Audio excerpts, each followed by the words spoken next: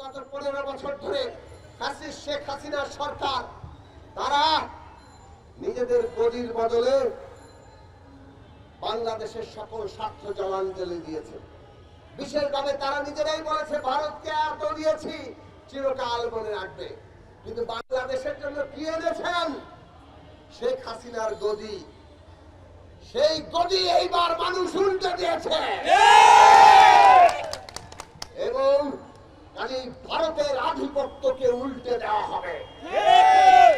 ভারতকে আমরা পরিষ্কার করে বলেছি আগেও, এই দেশের জনগণের সাথে বন্ধুত্ব করেন, আর বন্ধুত্ব যদি চান, সত্যিকার অর্থে করতে চান, তাহলে সমতার মর্যাদার ভিত্তিতে করেন।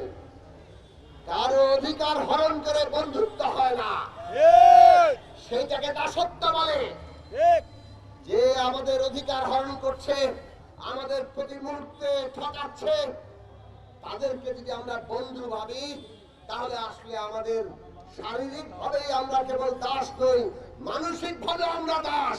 দাসত্বের যুগ শেষ হয়েছে। বাংলাদেশের মানুষ আর ওই ভারতের একতরফা সমস্ত কিছু বাংলাদেশ থেকে তারা কেড়ে নিয়ে যাবে, আর আমরা আমাদের অধিকার পাবো না, এইটা আর মানবে না বাংলাদেশের।